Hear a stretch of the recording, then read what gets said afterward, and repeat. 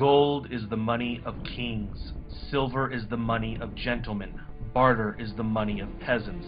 But debt is the money of slaves. Gold is money. Money that has no flag and is not created by men. For the past 3,000 years, gold has been used as a protector of wealth, a hedge against inflation, and real money when all else fails. In the Middle East, Far East, and South and Central America, they still hold this view of gold.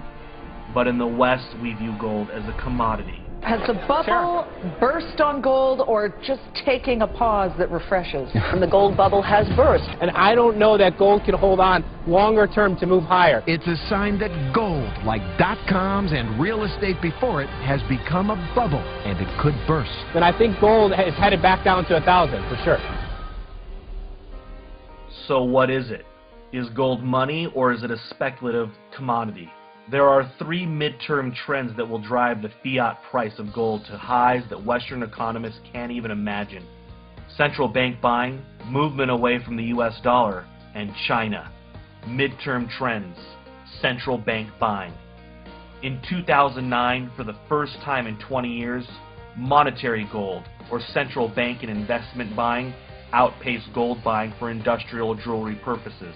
In 2010, China, Iran, Russia, and India's central banks were all significant buyers as they moved cash reserves to gold.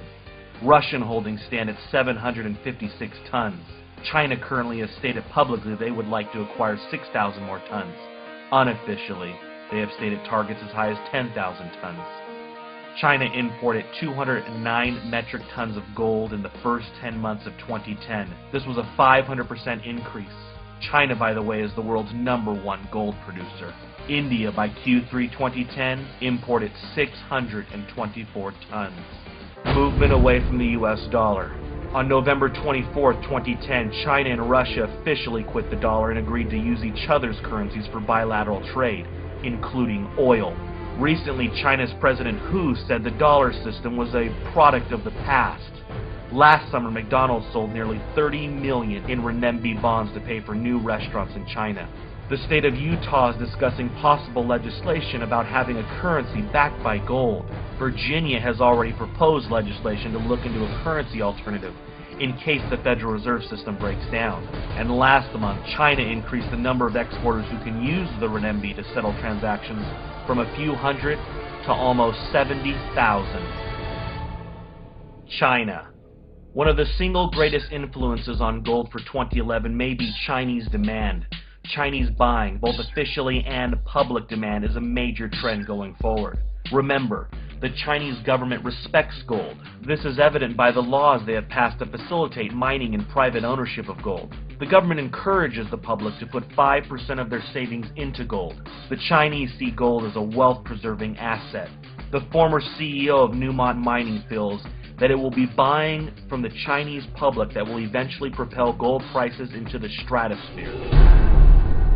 However, in the West, governments encourage citizens to borrow, with special tax credits and deductions. The more they borrow, the better off they are according to the government incentives. The Western mindset on gold is completely different from the rest of the world. Gold in the West is treated as a wealth-gaining asset to be traded like stocks or bonds.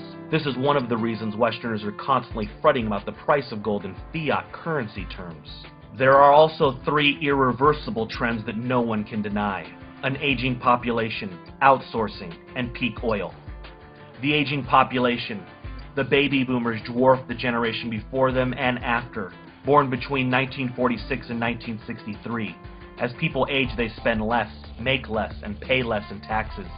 GDP and tax revenues are going to be reduced over the next decade, forcing governments to create more currency and further debase their fiat currencies. Outsourcing. Outsourcing has destroyed the manufacturing sectors in the West. The Chinese worker who built your iPhone made $287 a month. Western competition has all but been eliminated. As U.S. workers lose more jobs, as factories move offshore, long-term unemployment will become normal, and inevitably GDP and tax revenues in the West will be reduced. Western nations will have to borrow and further debase their currencies. Peak oil. Peak oil is the point at which the maximum rate of global petroleum extraction is reached, after which the rate of production enters terminal decline. This has already happened in the U.S. In the next few years, Mexico will also become an importer of oil, and the U.S. will lose its third largest supplier. Our fragile, highly indebted economy relies on this land-based cheap oil to continue, and it cannot withstand the shock of transitioning to more expensive alternatives. If China, which currently has 1/10 the number of cars per capita as Americans, was to reach par with the U.S., we would need 7 more fields the size of Saudi Arabia's to meet their needs. An aging population, outsourcing, and peak oil will all cause a further decline in GDP and tax revenue. Higher trade deficits, higher unemployment will cause the U.S. to borrow even more, resulting in an even greater currency devaluation. As the world realizes that the debt crisis will only grow, that the West will choose to default through inflation, demand for gold will inevitably rise. Mine supply has been in decline since the year 2000. Fewer deposits are being found, smaller, lower-grade deposits. As safe haven demand accelerates, the world will turn to gold. If the world's pension funds and hedge funds move just 5% into gold, gold would need to trade for at least $5,000 per ounce just to meet demand.